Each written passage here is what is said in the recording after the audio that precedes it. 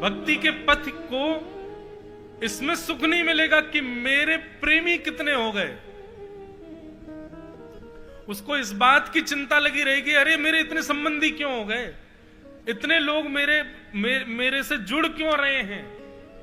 और इस बात की प्रसन्नता होगी कि चलो ये भी छूटा, चलो ये भी गया, चलो इसने भी त्याग किया, चलो ये भी चला गया।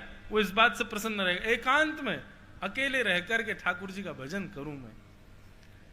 संसारी व्यक्ति को यही चिंता सताती रहती है, मैं कितने लोगों को खुद से जोड़ लूं। और भक्ति पथिक को यही चिंता सताती रहती है, जितने जुड़े हैं ये और छूटे मुझसे। हरिराम व्यास जी ओरछा के राजगुरु, वो जब ओरछा छोड़कर के वृंदावन चले गए और श्री राधा वल्लभ लाल जी का दर्शन करके हितरवंश महाप्रभु के जब चरण सेवक हुए, तो वृंदावन जाने के बाद में उन्होंने प्रण ले लिया कि अब वृंदावन नहीं छोड़ूंगा मैं।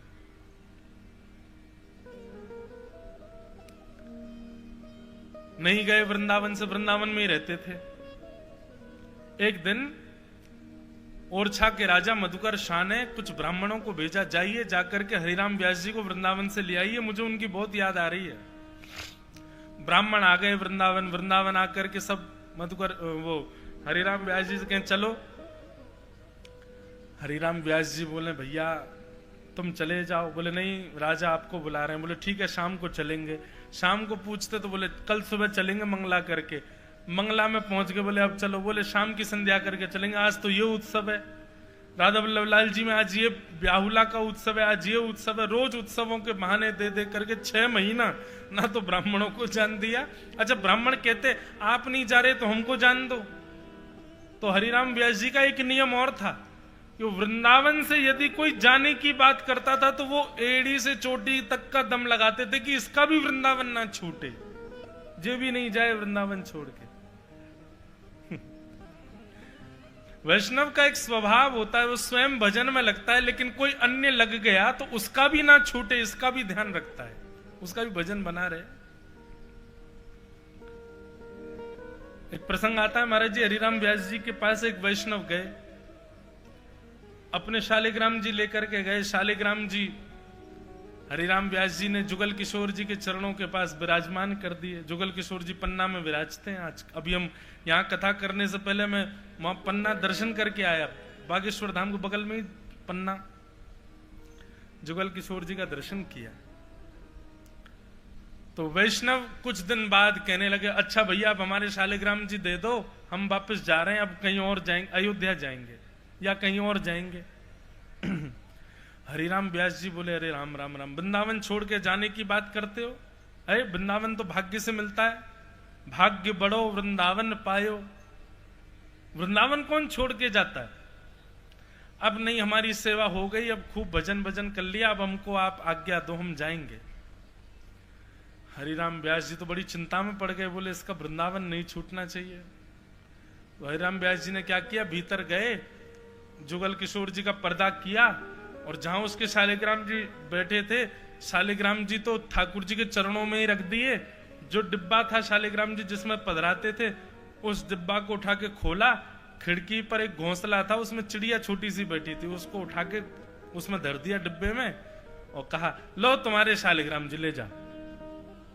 सुनो जाने से पहले यमुना स्नान करके जाना, वृंदावन से जाते समय यमुना जल से स्नान करना चाहिए।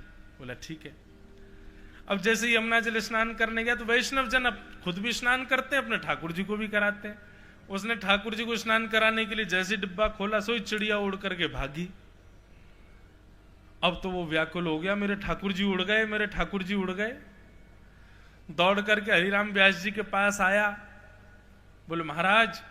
बोले क्या हुआ? बोले मैं जमुना स्नान करने गया, जैसे ही मैंने डिब्बा खोला मेरे ठाकुर जी उड़ के चले गए, वृंदावन ही भाग आए। हरिराम व्यास जी बोले अरे तू वृंदावन से जाने का मन बना रहा है, तेरे ठाकुर जी नहीं जाना चाहते, इसीलिए वृंदावन भाग आए। रुक जा मैं अभी देख के लाता हूं।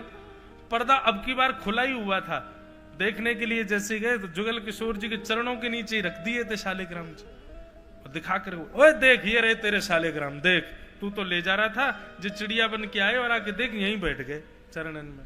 सुन अब मत जाइयो वृंदावन छोड़ के, और उसका अखंड वृंदावन वास करा दिया। वो गया ही नहीं फिर वृंदावन से। तो श्री हरिराम व्यास जी ऐसे थे, वस्ती छोड़ एकांत बिठावे, बातन सो घबराही, ऐसो दुख दीजो ही अमान। हरिराम व्यास जी जब वृंदावन से नहीं गए तो ब्राह्मणों ने जाकर के हितरवंश महाप्रभु से शिकायत कर दी। महाप्रभु जी ने पहले तो कहा, भाई वो वृंदावन वास करना चाहते हैं तो तुम लोग ले जाने को क्यों तुले हो? ब्राह्मणों ने कहा, महाराज हमारे ओरछा के राजा मधुकर शाह ने हमसे कहा यदि हरिराम व्यास जी को लौटा करके नहीं लाए तो तुम भी मत आना। अब हम क्या करें, हमारे तो बच्चे परिवार वही है सब, ये जा नहीं रहे और हम इनके बिना जा नहीं सकते। आप आज्ञा कर दो, एक आध 2 दिन के लिए ओरछा चले जाएं, फिर आ जाएंगे वापस। कम से कम हम तो परिवार के पास चले जाएंगे। इनकी वजह 6 महीना से हमारा और वृंदावन वास हो गया है। तो हितरवंश महाप्रभु ने कहा, ठीक है हम आज्ञा कर देंगे कि हरिराम व्यास तुम वृंदावन से चले जाओ। हरिराम व्यास जी वृंदावन की परिक्रमा दे रहे थे, किसी ने जाकर के उनके कान में कह दिया, बोले आज राधा वल्लभ जी के मंदिर में चले जाना। बोले क्यों? बोले तुमको पता है कुछ ब्राह्मण ओरछा के घूम रहे हैं तुमको ले जाने के लिए। बोले हाँ। उन्होंने जाके हितरवंश महाप्रभु से कहा है कि आप आज्ञा कर दो कि वे हमारे साथ ओरछा चले। आप गुरुदेव की आज्ञा टालोगे नहीं, और कहीं उन्होंने आज्ञा कर दी और आपको वृंदावन छोड़ना पड़ा तो क्या करोगे? हरिराम व्यास जी ने जैसे ही सुना कि मेरे गुरुदेव आज आज्ञा करने वाले हैं वृंदावन छोड़ के चले जाओ, वहीं मूर्छित होके गिर पड़े। यमुना जी में गए, स्नान किया, काली काजल लेकर के माथे से आंख पर, नाक पर, मुंह पर, सब जगह काली पोतली अपने मुख पर, और वृंदावन के वृक्षों को गले से लगा लगा करके रोने लगे, हमसे कोई अपराध बन गया हमें क्षमा कर दो। वृंदावन की रज को प्रणाम करने लगे, हमसे कोई अपराध बन गया हमें क्षमा कर दो, जो आप हमको खुद से दूर कर रहे हो। तभी कुंज में एक गधा घूम रहा था, उस गधे को पकड़ के उस पर बैठ गए। हरिराम व्यास जी पागलों जैसी, विक्षिप्तों जैसी हरकतें करने लगे। किसी ने जाके हरिवंश महाप्रभु से कहा, बोले हरिराम व्यास जी मुंह पर काजल पोत करके गधा पे घूम रहे हैं। हितरवंश महाप्रभु आए तो देखा विकल हो रहे हैं हरिराम व्यास। आकर के कहा, अरे क्या कर रहे हो व्यास जी, गधे पे घूम रहे हो, मुंह पे काली पोत करके घूम रहे हो, ऐसी विकलता में क्यों आ गए हो? हरिराम व्यास जी चरणों में गिर गए। बोले वृंदावन छोड़ के जाने वाली की यही गति है, इसके अलावा उसको मुख नहीं दिखाना चाहिए किसी को, वो किसी को मुंह दिखाने लायक ही नहीं। जो वृंदावन छोड़ के चला गया उसका वाहन गधा ही होना चाहिए जिसने वृंदावन त्याग दिया। महाराज आज आप मुझे आज्ञा करने वाले हैं कि तुम ओरछा चले जाओ, इसलिए मैंने पहले ही अपनी गति को सुनिश्चित कर लिया। हितरवंश महाप्रभु ने हरिराम व्यास जी को हृदय से लगा दिया और ब्राह्मणों को कहा, सुनिए हम आज्ञा करते हैं आप लोग ओरछा जाइए और जाकर के मधुकर शाह राजा से कह दीजिए यदि हरिराम व्यास जी के दर्शन की इच्छा है तो वो वृंदावन आ जाएं, लेकिन हरिराम व्यास जी तो अब अखंड ब्रज में रहेंगे, ये कभी छोड़ के नहीं जाएंगे। तो मैं ये बात क्यों कह रहा हूं, इतनी बड़ी कथा हमने क्यों सुनाई? भक्ति के पथिक का कष्ट ये नहीं है कि दाल अच्छी नहीं बनी, सब्जी बढ़िया नहीं बनी, रोटी तुमने बढ़िया क्यों नहीं बनाई, मेरी जॉब क्यों नहीं लग रही, व्यापार क्यों नहीं हो रहा, धन कम क्यों हो रहा है, बच्चे घर की नहीं मान रहे, या ये पीड़ा या वो, ये सब पीड़ाएं उसको नहीं सताती। उसको केवल एक ही पीड़ा सताएगी कि आज मैं ठाकुर जी के और समीप क्यों नहीं जा पा रहा, कथा हो रही है मैं सुन क्यों नहीं पा रहा, मैं भजन कीर्तन में नृत्य क्यों नहीं कर पा रहा, मैं वृंदावन जाने का मन बना रखा है मैं जा क्यों नहीं पा रहा। वो इस बात से विकल होगा। ऐसा दुख दीजो ही मां। और भोरी सखी तो कहती हैं यदि ऐसा दुख आपके चित्त में नहीं आया तो माला छोड़ दीजिए, कथाएं सुनना छोड़ दीजिए, भजन का त्याग कर दीजिए यदि ऐसा कष्ट आपके चित्त में नहीं है। 6 महीना हो गए वृंदावन नहीं गए तो कोई फर्क ही नहीं पड़ रहा। 1 साल हो गया कोई कथा नहीं सुनी तो इससे किसी बात की हमको विकलता नहीं है। तो फिर माफ कीजिए, भक्ति का पथ नहीं, आप सांसारिक पथ को ही अपनाइए। भोरी ऐसे दुख बिन प्यारी, जीवन व्यर्थ गवाही, ऐसो दुख दी जो ही मान। जिसके जीवन में ऐसा दुख नहीं है, ठाकुर जी के दर्शन के प्रति, श्रवण के प्रति, सेवा के प्रति, जीवन व्यर्थ है उसका।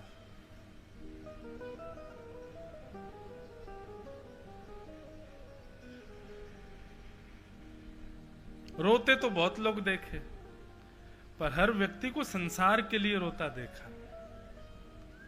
पर वो अश्रु नहीं, वो गंगा जल है, वो यमुना जल है जो कृष्ण विकलता में रुदन करे, जो ठाकुर जी की भक्ति के लिए रुदन करे।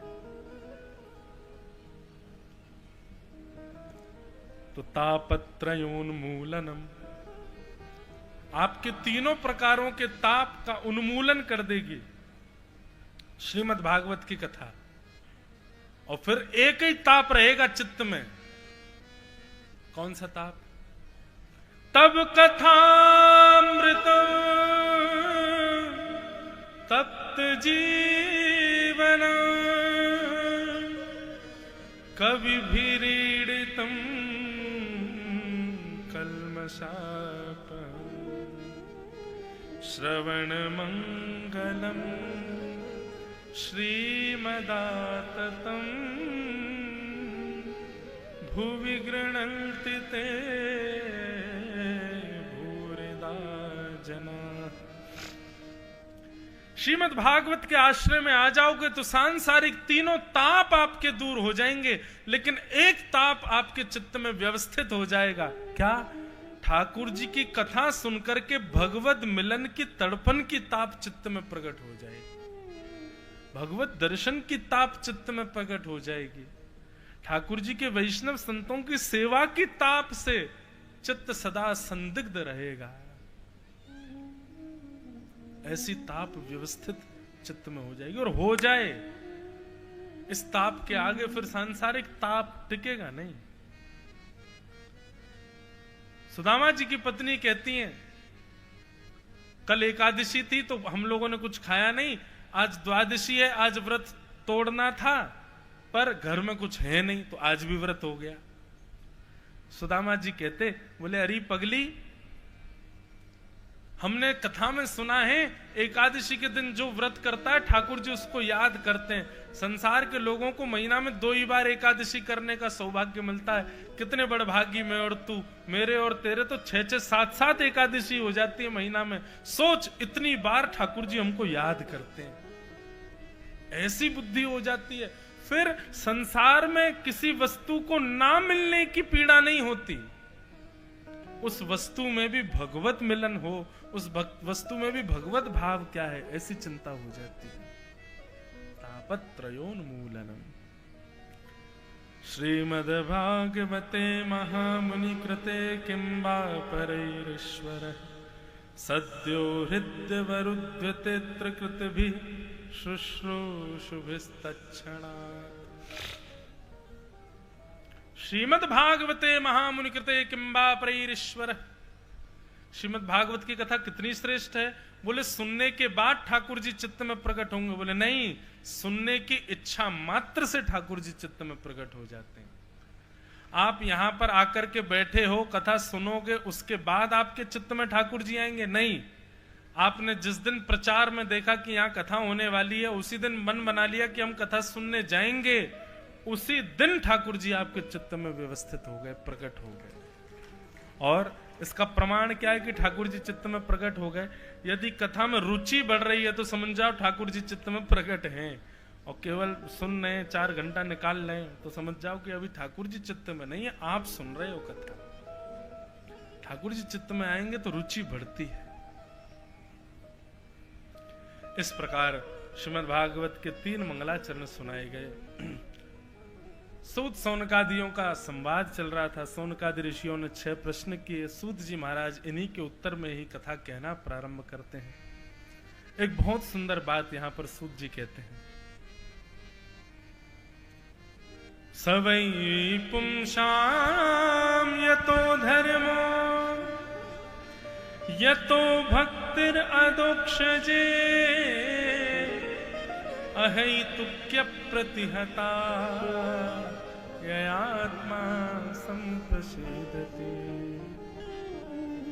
वाह, बहुत सुंदर बात। सूत जी कहते हैं सवै पुंसाम परो धर्मो यतो भक्तिर अदोक्षजे। हर प्राणी मात्र का एक ही परम धर्म है, क्या? अदोक्षज भगवान की अहेतुकी भक्ति करना। अहेतुकी भक्ति किसको कहते हैं? अहेतुकी भक्ति का मतलब क्या होता है?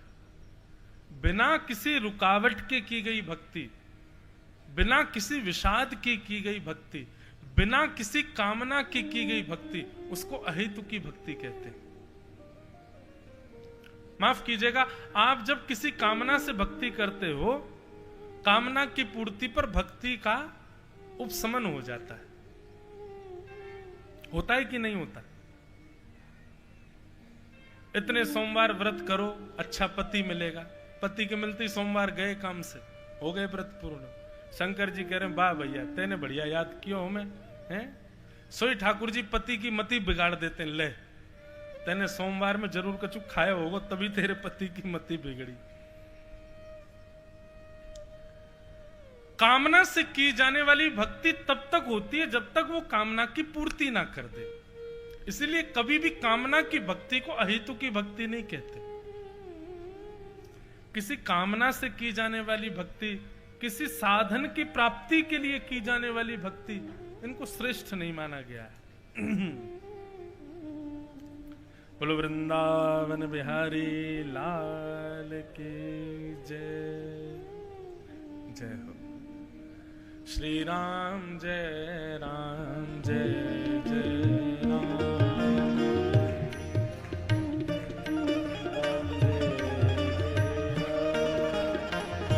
श्री राम, जय राम, जय जय राम। श्री राम, जय राम,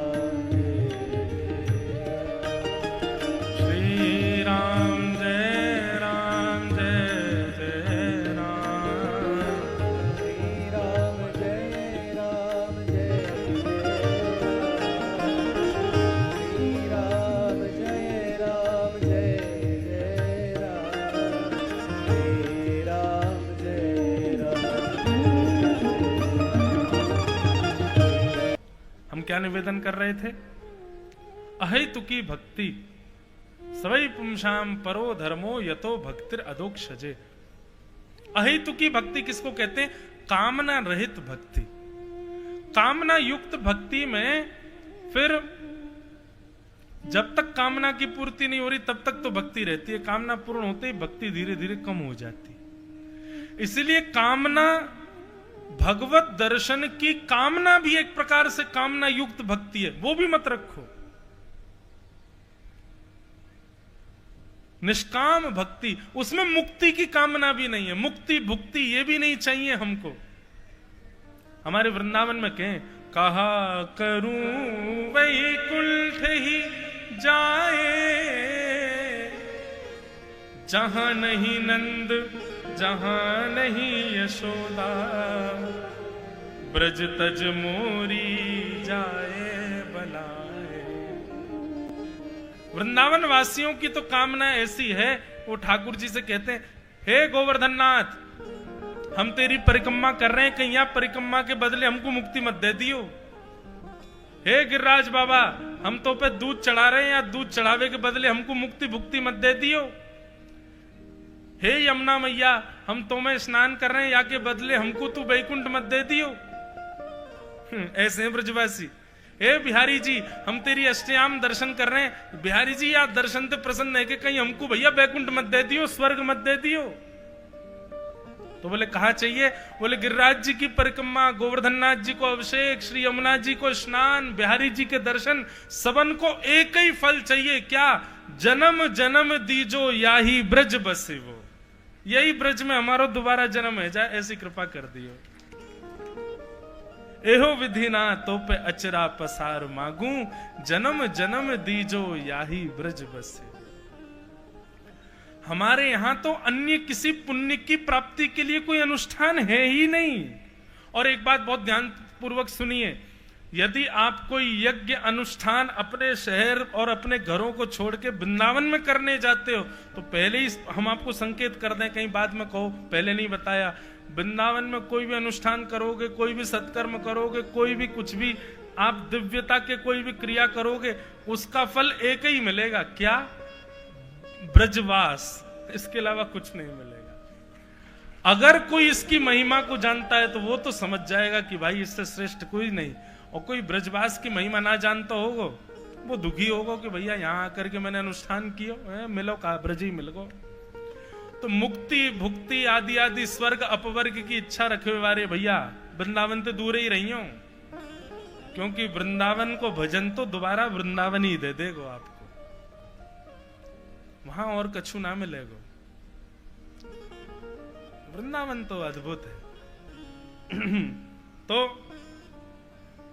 अहेतु की भक्ति,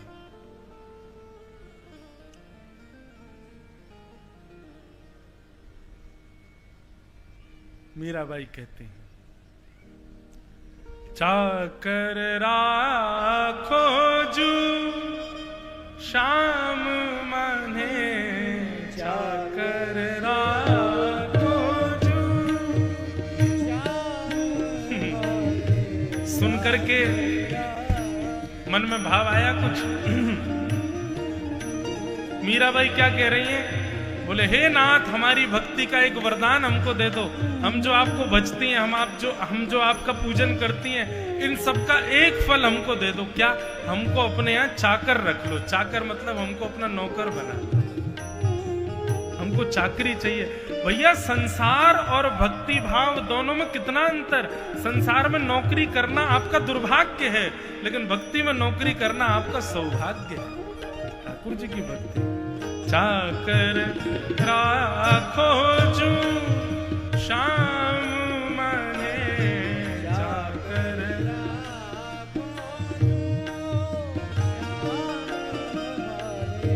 चाकर राखो जू शाम माने, चाकर।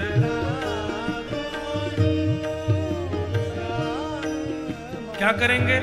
चाकर रहसू बाग लगासू, चाकर बाग लगासू, चाकर रहसू बाग लगासू।